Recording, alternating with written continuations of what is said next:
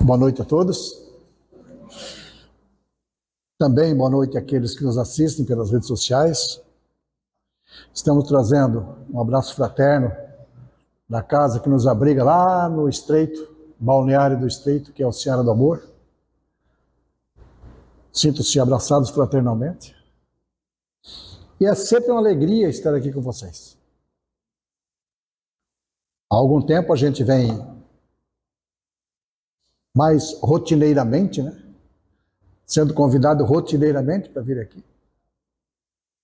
E revendo rostos que a gente já via, outros que a gente está vendo pela primeira vez. Isso é muito bom.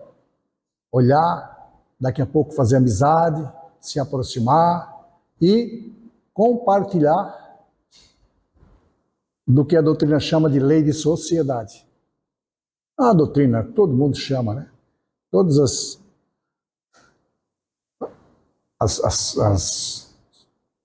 como é que eu vou dizer? Todos os departamentos que tratam disso, né? É a lei de sociedade. Nós vamos falar hoje, como falou nosso irmão, como disse nosso irmão, sobre semelhança física e semelhança moral. Isto vem do Livro dos Espíritos, da questão 207 a 217. Vamos fazer alguns comentários e ver os porquês que às vezes a gente fala alguma coisa, às vezes sem saber até, mas que não está longe da verdade. Está muito certo. Eu gosto muito de usar os termos dos ditados anteriores, né, dos ditados que nós passamos até agora, quando aqueles mais usados, que já trabalharam um pouco mais que nós, falavam alguma coisa e a gente ficava pensando, mas por que isso? Não tem nada a ver. E às vezes tem tudo a ver. Por exemplo, sobre a semelhança. Quantos de nós já não passou pela experiência de ir à casa de algum conhecido, algum vizinho, algum amigo, fazer uma visita pela chegada de uma criança que nasceu? Muitos de nós já passamos pela experiência. Chegando lá, primeira coisa que a gente diz, a gente quer agradar, é olhar a criança e dizer, é a cara do pai, ou não é? E às vezes não é. Porque a criança recém-nascida ainda não chegou a desenvolver aquele semblante de aparência, né, de semelhança com os pais. Mas aí quem está do lado salva a gente. Porque nós falamos assim, a cara do pai, e quem está do lado diz assim, mas os olhos é da mãe. Salvou. Mas isso está errado? Não. Quando começa Kardec a dissertar no Livro dos Espíritos sobre semelhança física e moral, na questão 207 ele já faz uma afirmativa. Ele diz assim, ó, os pais transmitem aos filhos quase sempre a semelhança física, ponto. É uma afirmativa. Então os pais transmitem aos filhos a semelhança física. Então quando nós falamos é a cara do pai, são os olhos da mãe, o trejeito do avô, nós não estamos errados. Nós estamos certíssimos. E é o que Kardec afirma nessa questão, quando ele começa a conversa. E em seguida ele faz a pergunta, mas transmitem também a semelhança moral? E aí a resposta é não. Não transmite. Por quê? Porque o espírito já traz consigo toda a sua bagagem, todo o seu aprendizado. E o pai pode ser moralmente correto e ter um filho que não é moralmente correto. Como podemos ter pais que não são moralmente corretos e ter filhos moralmente corretos? Porque às vezes o filho pode ser mais adiantado do que o pai. O espírito, ele caminha há muito tempo. E como nós sabemos, o Criador, Deus não deixa de criar jamais. Está sempre criando. Então nós temos vários espíritos em fases diferentes de criação. Alguns com a bagagem maior, outros mais novos, mas com aproveitamento maior das fases que já passou por aqui. E tudo depende também do aproveitamento, né? Por isso que a gente sempre gosta de frisar nas nossas conversas, e muita gente faz isso, muitos expositores fazem isso, de que esta reencarnação, esta existência física, para nós, é a principal, é a mais importante. Por isso que nós temos que ter um aproveitamento muito grande nela. Porque cada vez que a gente sai do mundo espiritual e vem para cá, é uma oportunidade que a gente tem de dar um salto um pouquinho maior daquele que a gente já deu até agora. Nós evoluímos também no mundo espiritual, naturalmente. Onde nós estiver trabalhando, nós estamos evoluindo. Mas a oportunidade na vida física, neste mundo material, principalmente nesse mundo terra, de expiações e provas, onde Emmanuel nos alerta, dizendo que é o mundo mais materialista que ele pode citar, é o mundo terra. Então, os impedimentos aqui, as dificuldades que nós temos que passar aqui, nos fazem ter um impulso um pouquinho melhor do que nós estamos trabalhando lá na espiritualidade. Lá nós estamos livres de qualquer matéria. Volitando, nem todos, muitos pesados ainda, mas volitando, vamos dizer, aqueles que já podem. Trabalhamos livres, sabendo por que estamos trabalhando. Tanto que no momento do reencarne, a gente auxilia, aqueles que podem, auxiliam no roteiro que a gente vai passar por aqui, nas tarefas que a gente vem buscar aqui. Então nós temos que aproveitar. Às vezes não conseguimos ter esse discernimento para o aproveitamento dessa passagem pela Terra, pelo mundo material. Mas nós que já estamos aqui numa sala como esta, já conseguimos ter a percepção do que traz a doutrina espírita, e às vezes a gente está chato por isso, porque quer dizer que a doutrina espírita é melhor. Não, não é melhor. Mas é que vem nos dizer o que a leitura falou aqui. O conhecimento, o autoconhecimento. Quem somos? O que é que nós estamos fazendo aqui? Para onde que nós vamos depois que saímos daqui? É a doutrina espírita que nos explica isso.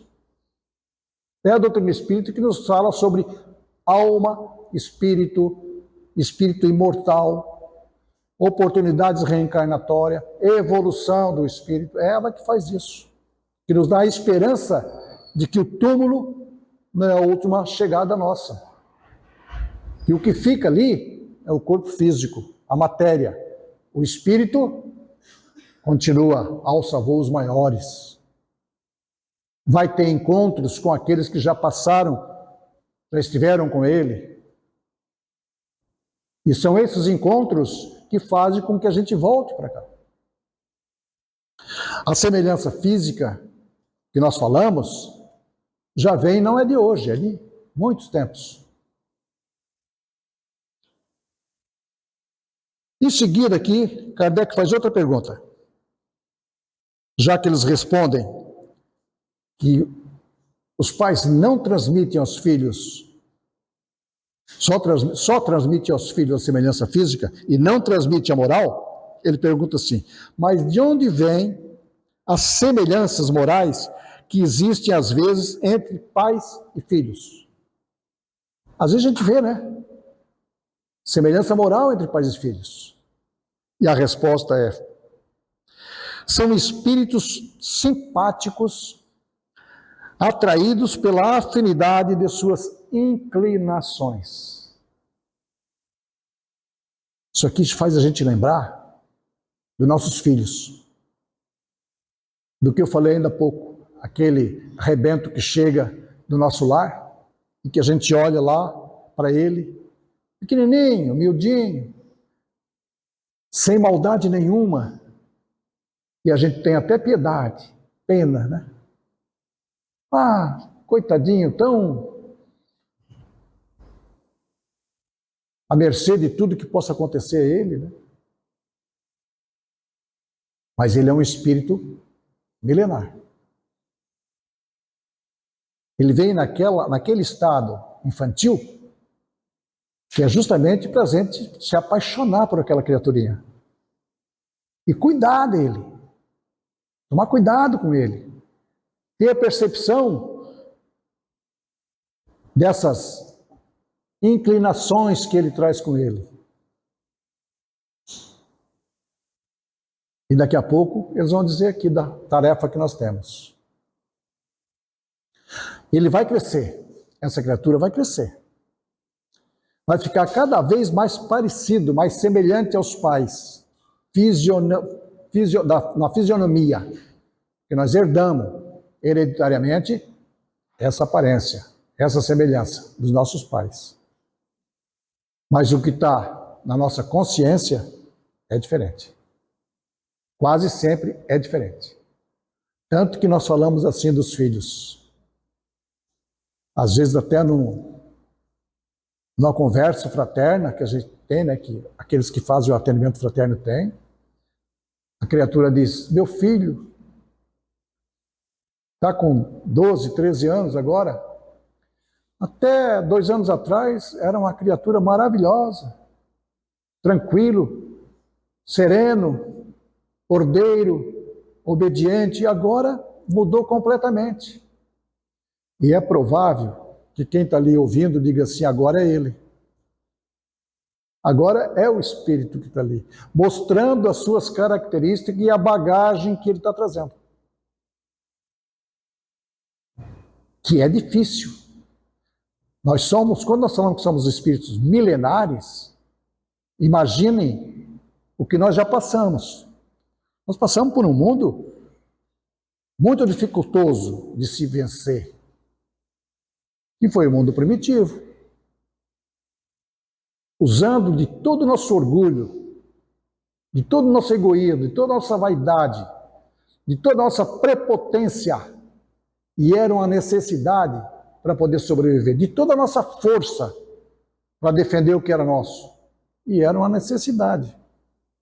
E aí desembarcamos agora no mundo de expiações e provas, também dificílimo, mas um pouco melhor do que o primitivo. Como é que nós vamos perder isso de hoje para amanhã? Se até pouco tempo atrás nós precisamos de tudo isso, do orgulho, da prepotência, da força bruta, como diz Divaldo Franco. Gente, nós ainda temos os pés sujos da lama do mundo que nós saímos ainda há pouco. Mas ainda temos. Por isso que nós temos que, a cada vez que nós chegamos aqui, nós não vamos entender dessa forma, porque nós não lembramos, mas nós temos que dar a maior importância possível para essa reencarnação, para essa oportunidade. Na questão 208, depois de todas essas respostas que Kardec recebeu dos espíritos, ele pergunta o seguinte, ele era insistente, os espíritos respondiam e ele perguntava de outra forma para ver se a resposta vinha mais ou menos como aquela. Porque o que ele está perguntando aqui, ele já teve resposta atrás aqui. No item 7, esse é o item 8º da segunda parte do Livro dos Espíritos, no capítulo 4, pluralidade das existências. No item 7º, é parentesco e filiação. Ali já houve perguntas desse tipo, mas ele aqui está insistindo novamente. E ele pergunta assim, o espírito dos pais não exerce influência sobre o do filho após o nascimento? Porque se os pais não transmitem a semelhança moral, então o pai não tem influência nenhuma? E a resposta é, exerce sim. e muito. Pois, como já dissemos, os espíritos devem concorrer para o progresso recíproco de todos que estão ao nosso redor. Pois bem, o espírito dos pais tem a missão de desenvolver o dos filhos pela educação. E isso é para ele uma tarefa. E se nela falhar, será culpado. Os filhos são colocados no nosso meio pela confiança divina. E nós aceitamos, no momento de fazer todo esse preparativo, nós aceitamos. Ele pediu e nós aceitamos. Então nós temos que concorrer para o progresso daquela criatura. Prestar muita atenção. E tem gente que larga os filhos. Tem gente até que abandona, né? E aí vai ter que refazer toda essa tarefa que estava prontinha para fazer aqui. Vai ter que recomeçar novamente. O Evangelho segundo o Espiritismo nos diz assim, ó, que aqui diz que os pais que não conseguirem desenvolver o que vieram cumprir aqui, a missão de desenvolver a moralidade do filho, serão culpados. E o Evangelho nos diz assim também. Se nós fizemos a nossa parte, orientamos, fizemos com que seguissem o caminho reto, e chegou naquele momento que a gente dizia, agora é ele. Eles desvirtuam, sai fora e nós não conseguimos mais segurar, nós não temos culpa disso também. Claro que um pai e uma mãe, eles vão olhar os filhos enquanto eles estiverem por aqui. O pai e a mãe pode ter 100 anos, o filho tem 80. Ele continua sendo o filhinho do papai e da mamãe. Não tenho dúvida disso. Continuam sendo os filhinhos do papai e da mamãe. E na questão 209, ele faz uma pergunta interessante aqui, o Kardec. Ele pergunta assim, ó, por que pais bons e virtuosos têm filhos perversos?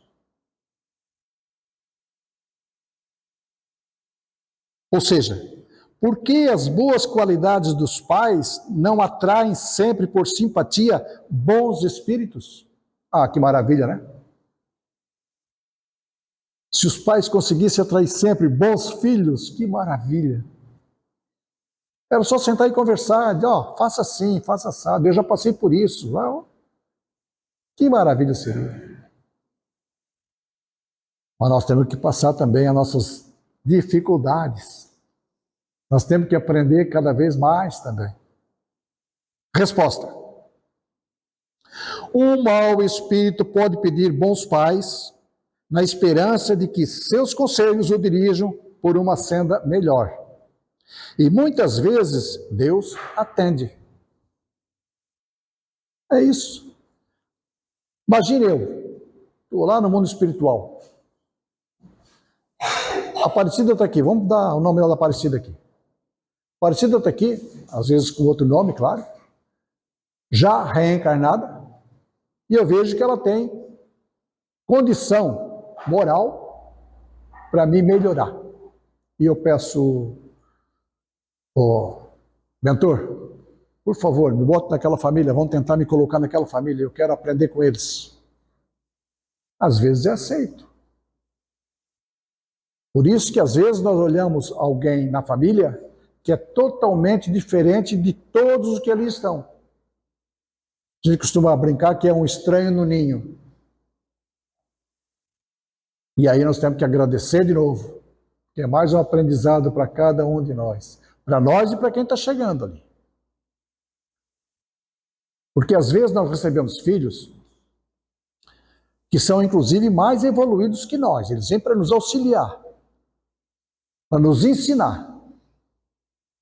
Nós não compreendemos dessa forma porque nós somos hoje pais, mas já fomos filhos. talvez até dos mesmos filhos que nós temos ali hoje. A gente fica mudando. Uma hora pai, uma hora filho, uma hora mãe, uma hora mulher, uma hora homem. Nós ficamos mudando, porque nós temos que aprender por todos os lados. Porque quando estamos lá em cima, ou lá embaixo, não sei, ou lá do lado, quando estamos na outra dimensão, nós somos somente espíritos. E espíritos não têm sexo. Então nós temos que aprender tudo. De tudo um pouco.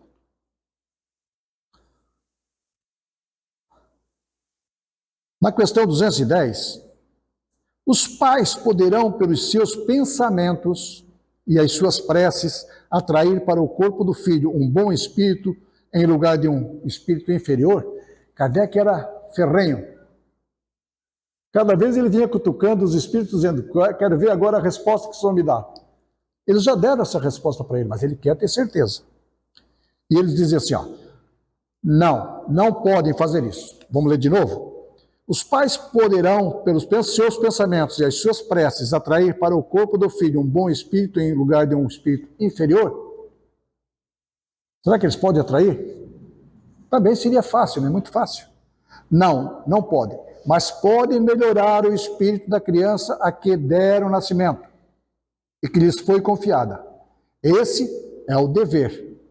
Filhos maus são uma prova para os pais. Eu já fiz uma conversa aqui, onde eu falei sobre isso. Às vezes uma família tem 2, 3, 4 filhos, vamos dizer. Hoje está muito difícil ver uma família com 4 filhos. Se pudesse ter meio filho, a família hoje teria. Na minha época, meu pai, minha mãe tiveram 8. Um tio, 8. Um vizinho de uma outra família lá, 16. Então todo mundo queria filho. E seria fácil, né? Se a gente só recebesse os queridinhos. Às vezes a gente tem 3, 4 filhos, e a pessoa, a mãe, o pai, dizia assim, pois é, esses 3 aqui são os meus queridinhos. Me atendem, me obedecem, são maravilhosos. Aquele lá é o que destoa, é a ovelha negra.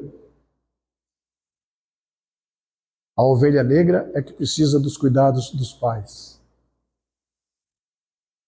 Eles estão ali justamente para serem consolados, para serem abraçados, para serem amados e para serem conduzidos pelos caminhos corretos.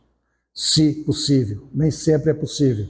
Porque às vezes a gente se perde em uma reencarnação e depois para retornar ao caminho correto é difícil.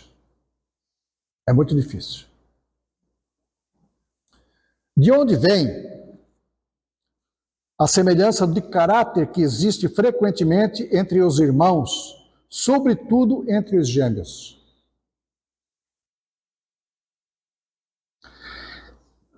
Espíritos simpáticos, que se aproximam pela similitude de seus sentimentos e que se sentem felizes de estarem juntos.